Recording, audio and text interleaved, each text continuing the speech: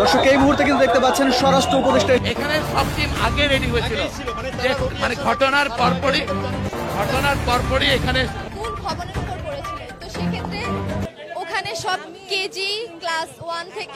আসসালামু আলাইকুম ভিউয়ার্স, দেশ ও দেশের বাহির থেকে যারা আমার ভিডিওটি প্লে করেছেন জানাচ্ছি আন্তরিক শুভেচ্ছা ও অভিনন্দন। আশা করি সবাই ভালো আছেন, সুস্থ আছেন, আলহামদুলিল্লাহ। তো ভিউয়ার্স, রাজধানীতে মেট্রো রেলের পাশেই একটি প্রতিষ্ঠানে জেট বিমান উন্নয়নরত অবস্থায় প্রশিক্ষণ দিতে গিয়ে তারা ব্যাপকভাবে বিধ্বস্ত হন এবং সেখানে ভয়াবহ প্লেনে অগ্নিকাণ্ড পর্যন্ত ঘটেছে। আমরা সরাসরি সেখানে লাইভে যুক্ত হব এবং জানবো যে বর্তমানে হতাহতের সংখ্যা ও ক্ষয়ক্ষতির সংখ্যাটা কত ভয়ঙ্কর বিরূপ ধারণ করেছে এবং প্রত্যক্ষদর্শীর কাছ থেকে এ সম্পর্কে আরও বিস্তারিত তথ্য জানবো লাইভে রিপোর্টে। সো ভিডিওতে যাওয়ার আগে ছোট রিকোয়েস্ট থাকবে, যারা চ্যানেলটি সাবস্ক্রাইব করেননি সকল আপডেট সবার আগে জানতে অবশ্যই চ্যানেলটি সাবস্ক্রাইব করে পাশে রাখবেন। দর্শক আসুন স্ক্রিনে। দর্শক এই মুহূর্তে কিন্তু দেখতে পাচ্ছেন স্বরাষ্ট্র উপদেষ্টা এসেছিলেন উত্তরায় মাইলস্টোন কলেজে যে বিমান বিধ্বস্তের ঘটনা, সেই বিমান বিধ্বস্তের ঘটনায় তিনি সরজমিনে পরিদর্শন করতে এসেছিলেন এবং এসে কিন্তু তিনি আইন শৃঙ্খলা রক্ষাকারী বাহিনীদের সাথে কথা বলছেন। উত্তরা দিয়াবাড়ির মেট্রো রেল ঠিক স্টেশনের কাছেই স্বরাষ্ট্র উপদেষ্টা এসেছিলেন এবং এই মুহূর্তে আসলে পরিদর্শন শেষে তিনি এখান থেকে প্রস্থান করছেন।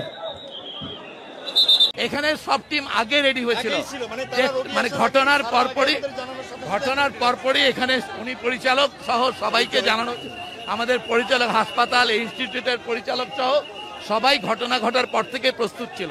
সো পুরো টিম তাদের রিসিভ করেছে, ইভালুয়েট করতেছে। কিন্তু এটা বড় ধরনের দুর্ঘটনা, বড় ধরনের ঘটনা, যেটাকে আমরা চেষ্টা করছি আমাদের সর্বোচ্চ সামর্থ্য দিয়ে, সব বিশেষজ্ঞরা চেষ্টা করছে এবং ঢাকা মেডিকেল কলেজও আসলে এর পাশে আছে। এরপর থেকে ঢাকা মেডিকেল জয়েন করবে। আমরা এখন পর্যন্ত আমাদের 60 জন যেটা ভর্তি করা হয়েছে, আরো 10-15 জনের ক্যাপাসিটি এখানে নেওয়ার মতো হবে। এরপর ঢাকা মেডিকেল প্রস্তুত আছে পুরোটা। এই পর্যন্ত যা রোগী আসছে আমরা ম্যানেজ করতে পারতেছি এখানে এরপরও আরো 10-15 জন নেওয়া যাবে। বাট ঢাকা মেডিকেল কলেজ পুরোপুরি রেডি আছে, বাড়তি রোগীদের ওখানে পাঠানো হবে।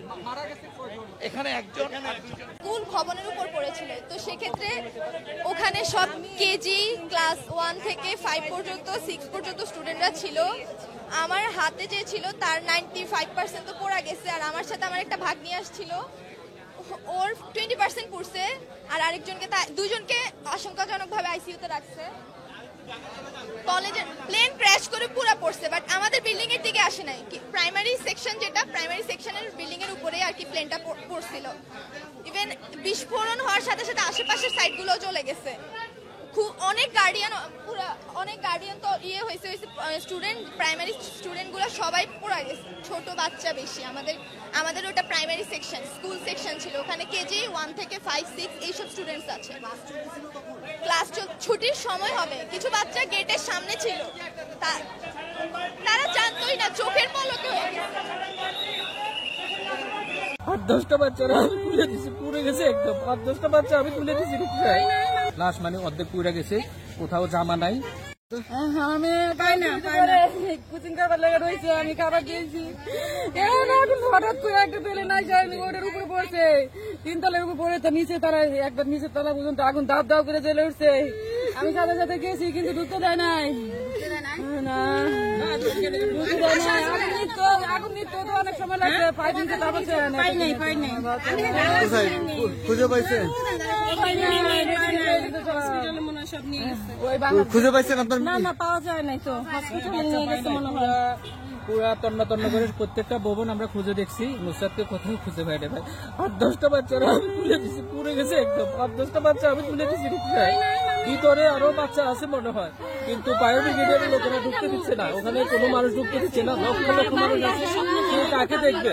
আমি 10টা বাচ্চা আমি নিজে তুলে দিচ্ছি, পুড়ে গেছে বাচ্চা, একটাও বেঁচে নেই। এগুলা মনে হয় না, এগুলো বাঁচবে বলে আমার কাছে মনে হয় না। এগুলা আমরা বলছি যে কাছে বাংলাদেশ মেডিকেল আছে, আপনারা বাংলাদেশ মেডিকেলে নিয়ে যান।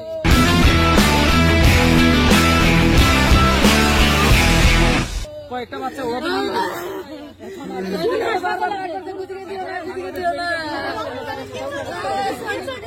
বারবার না করতে খুঁজিয়ে দিও না।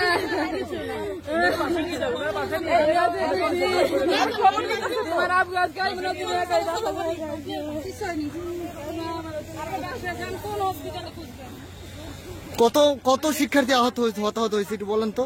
আমার কাছে তো মনে হচ্ছে যে আসলে এগুলা বলা যাবে না, কিন্তু আমি ফার্স্ট টাইমে ঢুকার পরে আমার মেয়েটা যখন বের হয়ে চলে আসছে, আমার মেয়েটাকে বাসার দিকে পাঠিয়ে আমি ভিতরে ঢুকছি, দেখতেছি শুধু বাচ্চাদের লাশ আসতেছে। লাশ মানে অর্ধেক পুড়ে গেছে, কোথাও জামা নাই। তারপরে এগুলা ধরেন আমি 8-10টা বাচ্চা গাড়িতে তুলছি, রিক্সা তুলে দিছি, এবার পুলিশ বাইরে আসছে, তারপর আমি বাইরে আসছে, ওনারাও করছে, আর জনগণ মিলে করতেছে। এরপরে অসংখ্য জনগণ আসছে, যেখানে আপনারা ঢোকার কোনো আর মানে স্কোপ ছিল না। ভিতরে কিন্তু ধাও ধাও করে আগুন জ্বলতেছে। ফায়ার ব্রিগেডের অনেক লোক ওখানে ছিল, পানি মারতেছে, কিন্তু আগুন মানে নিয়ন্ত্রণে আনতে সময় হচ্ছে। এর মধ্যে আবার হেলিকপ্টার আসছে এই পর্যন্ত, কারণ আমরা ভিতরে আর ঢুকতে পারি নাই। আমার কাছে মনে হচ্ছে অনেক বাচ্চা ভিতরে থাকতে পারে। দর্শক, স্ক্রিনে আমরা সে সম্পর্কে বিস্তারিত জানলাম। এই বিষয়ে আপনাদের মতামত কমেন্টে জানান। কেউ ভিডিওটি স্কিপ করবেন না। এই জেট বিমান উড্ডয়নের সময় এটা কি প্রশিক্ষণরত অবস্থায় পাইলটের ভুলের শিকারে এই বিধ্বস্ততা, নাকি এর পিছনে রয়েছে আরো কোনো কারণ? এবং সর্বশেষ সেখানকার প্রত্যক্ষদর্শীদের কাছ থেকে আরো কিছু বিস্তারিত তথ্য জানবো রিপোর্টে। ইতিহাস এবং আগের বিপদের অভিজ্ঞতা বলে বার্ন ইনস্টিটিউট পুড়ে যাওয়া রোগীদের ক্ষেত্রে, তাদেরকে সুস্থ করে তোলার ক্ষেত্রে, তাদেরকে সেবা দেওয়ার ক্ষেত্রে বাংলাদেশের শ্রেষ্ঠতম প্রতিষ্ঠান নিঃসন্দেহে। এবং সেই কারণেই হয়তো উত্তরা সম্মিলিত সামরিক হাসপাতাল সেগুলো থেকেও যে সমস্ত রোগীদেরকে, তারাও যে সমস্ত রোগীকে ডিল করতে পারছে না, তাদেরকে আমরাও একটু অনুরোধ করতে চাই, ভাই যাদের কাজ নেই তারা একটু যান। আমরা একের পর এক আবারও অ্যাম্বুলেন্স, সিএনজি, ব্যক্তিগত গাড়ি সব কিছুতে করে যে যেভাবে পাচ্ছেন এই বাংলাদেশের মুখে আসছেন। প্রধান উপদেষ্টার বিশেষ সহকারী বলে যাওয়ার পরেও আরও অন্তত 6 জন রোগী আসলো, তার মানে সংখ্যাটি গিয়ে হয়তো বা দাঁড়ালো 66 জনে। এই হাসপাতালে আজকের যে আগের রোগী মাথায় রাখতে হবে, সেই রোগীদেরকেও বের করে দেওয়ার তো কোনো সুযোগ নেই, কারণ তারাও পুড়ে যাওয়া রোগী এবং সারা দেশ থেকে পুড়ে যাওয়া রোগীরা এই হাসপাতালে আসে। এই হাসপাতালে বেশি রোগী আসে। এবং আরেকটি বিষয় একটু জানতে চাই, প্রচুর আহতের খবর তো আমরা জানাচ্ছিলাম। মিশু, আপনি একটু আমাদেরকে জানাবেন এখন পর্যন্ত কতজন নিহত হয়েছে, কিংবা নিহতের কোনো খবর নির্দিষ্ট করে জানা গেছে কিনা? এখানে আসলে আমরা যে কারোর সঙ্গে কথা বলবো সেই পরিস্থিতি অথবা সেই মনস্তত্ত্বও নাই। ধরেন মাইলস্টোন স্কুলে বা কলেজের কোনো শিক্ষক, শিক্ষার্থী, অভিভাবক, তাদেরকে দায়িত্ব জ্ঞানহীনের মতো আসলে এটি এখন জিজ্ঞেস করাও সম্ভব না কিভাবে ঘটনা ঘটলো। কিন্তু তারপরে আমরা অন ক্যামেরার বাইরে যতটুকু জেনেছি, যে ভবনটিতে এই প্রশিক্ষণ বিমানটি বিধ্বস্ত হয়েছিল সেই ভবনটিতে দোতলা, এবং সেই ভবনটিতে 5, 6, 7, 8 এই 4টি শ্রেণীর শিক্ষার্থীদের ক্লাস তখন চলছিল। অর্থাৎ যারা 5 মানে হচ্ছে ধরেন 10 থেকে 13-14 বছরের বাচ্চারা ছিলেন, তাদের শিক্ষকরা ছিলেন, অফিসের স্টাফরা হয়তো ছিলেন। সুতরাং যারা বেশি আহত, যারা পুড়ে গেছেন, যারা গুরুতরভাবে আহত হয়েছেন, অগ্নিদগ্ধ, তারা সবাই 5ম শ্রেণী থেকে 8ম শ্রেণীর শিক্ষার্থী। ফলে এই বয়সে যে জীবনটা দিয়ে তারা আসলে জ্বলে উঠবেন মানুষের জন্য, দেশের জন্য, নিজের জন্য, তরতাজা সেই শিক্ষার্থীগুলো, সেই শিশুগুলো এখন কাতরাচ্ছেন। তাদের কেউ কেউ ধারণা করা হচ্ছে চিকিৎসকদের ভাষ্য অনুযায়ী তারা কেউ কেউ জীবন মৃত্যুর সন্ধিক্ষণে, কারো কারো হয়তো বা শ্বাসনালী পুড়ে গেছে, কারো শরীরের 30% থেকে শুরু করে 80% পর্যন্ত পুড়ে গেছে বলে চিকিৎসকরা আমাদেরকে প্রাথমিকভাবে ধারণা দিয়েছেন। আমরা দেখেছি এখানে যারা এসছেন, যে 66-67 জন, তাদের অনেকের শরীরে রক্তক্ষরণ হচ্ছে এবং চামড়া পুড়ে যাওয়ায় প্রচুর পরিমাণে রক্তের দরকার হয়। ফলে সন্ধানী থেকে শুরু করে বিভিন্ন মেডিকেল কলেজের, মেডিকেল হাসপাতালের যে সমস্ত রক্তদাতা সংগঠন, বিশ্ববিদ্যালয়ের, তারা এখানে এসে জড়ো হয়েছেন। তারা যারা রক্ত দিতে চান তাদের কাছ থেকে রক্তের জন্য দাবি জানাচ্ছেন, প্রার্থনা জানাচ্ছেন, তাদের তালিকা করা হচ্ছে এবং সেই তালিকা অনুযায়ী রক্তের ব্যবস্থা করা হচ্ছে। ফলে এখন পর্যন্ত চিকিৎসার প্রস্তুতি এবং এই বার্ন ইনস্টিটিউটে আসার পরে হাসপাতালের প্রস্তুতি, সরকারের তৎপরতা, সেটি নিয়ে সম্ভবত এখনই গুরুতর অভিযোগ তোলার অবহেলা। মিশু, আপনি যেহেতু সেখানে আছেন, আপনি খবর সংগ্রহ করতে থাকুন। আমরা দেখছি সেখানে কিছুক্ষণ পরপর রোগী আসছে। আমরা একটু উত্তরা আধুনিক হাসপাতালের চিত্র দর্শকদের জানাতে চাই। আপনি থাকুন মিশু। আমাদের সহকর্মী শামীম রেজা আছেন উত্তরা আধুনিক হাসপাতালে। আমরা একটু দেখবো যে আসলে সেখানকার কি পরিস্থিতি। জাতীয় বার্ন ইনস্টিটিউটে ইতোমধ্যে আরেকজন রোগী এসেছে দর্শক, আমরা দেখছিলাম, এবং উত্তরায়ও ইতোমধ্যে 60 জনের বেশি রোগী ভর্তি করানো হয়েছে। আমরা বিভিন্ন সূত্রে সেটি জানতে পেরেছি। সহকর্মী শামীম রেজা উত্তরা আধুনিক হাসপাতালে আছেন। শামীম, আপনি যদি আমাকে শুনতে পেয়ে থাকেন একটু জানাবেন। আমরা দেখছিলাম বেশ কিছু স্কুল কলেজের শিক্ষার্থীরাও ইতোমধ্যে সেখানে যোগ দিয়েছেন, যাতে করে যে সকল রোগীকে নেওয়া হচ্ছে যাতে নির্বিঘ্নে নিয়ে যাওয়া হয়। কি অবস্থা দেখছেন, এখন পর্যন্ত কতজন রোগী ভর্তি হয়েছে এবং কোনো নিহতের খবর আপনি পেয়েছেন কিনা একটু জানাবেন।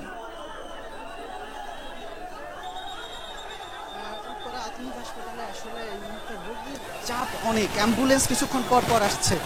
আমি আরও যদি মাত্রই আসলে আরও একটা অ্যাম্বুলেন্স আসলো, মাত্রই আসলে আরও একটি অ্যাম্বুলেন্স এই মুহূর্তে হাসপাতালে প্রবেশ করেছে। হাসপাতালে প্রবেশ করেছে, সেখানে আসলে অসুস্থ রোগী আছেন কিনা আমরা আসলে বুঝতে পারছি না। আমরা যতদূর জানতে পেরেছি আসলে এখানে যারা এসেছেন তারা হচ্ছে ডোনার, যারা রক্ত দিতে ইচ্ছুক তারাই আসলে এসেছেন এই অ্যাম্বুলেন্সে করে। হ্যাঁ, এই অ্যাম্বুলেন্সে করে আসলে যারা এসেছেন তারা ডোনার, আসলে রক্ত দিবেন।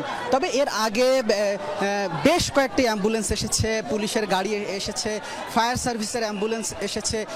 সেখানেও আমরা দেখেছি প্রত্যেকটা অ্যাম্বুলেন্স থেকে আসলে 3 থেকে 4 জন করে যারা আহত হয়েছেন তাদেরকে নামানো হয়েছে। এর মধ্যে আমরা কয়েকজনকে দেখেছি যারা আসলে গুরুতর আহত। তবে এখানে আসলে সেই শুরু থেকেই যারা আছেন আমরা তাদের সাথেও একটু কথা বলার চেষ্টা করব যে তারা আসলে যে দীর্ঘ সময় ধরে এখানে অবস্থান করছেন, কি দেখছেন। এছাড়াও আসলে মাইলস্টোন স্কুল অ্যান্ড কলেজের বেশ কয়েকজন শিক্ষার্থীও আছেন, তারাও আসলে এখানে দীর্ঘক্ষণ অপেক্ষা করছেন। তাদের সহকর্মীরা আসছেন, অতিথিরা আসছেন, তারা আসলে এখানকার পরিস্থিতিটাও আসলে ভাষায় প্রকাশ করার মতো না। কেউ স্বজনদের ধরে কান্নাকাটি করছেন, এমন পরিস্থিতি তৈরি হচ্ছে। সহকর্মীদের ঘিরে আর্তনাদ করছেন, এমন দৃশ্যও আমরা আসলে এখানে দেখেছি। তবে আমরা এখন একটু আসলে ওই সময় ক্যাম্পাসে অবস্থান করছিলেন যেসব শিক্ষার্থীরা, তেমন কয়েকজন শিক্ষার্থীর সাথে আসলে আমরা একটু কথা বলার চেষ্টা করব। এই সময় আসলে ক্যাম্পাসেই তো অবস্থান করছিলেন, একটু যদি জানতে চাই। পরিস্থিতি খুবই ভয়াবহ ছিল।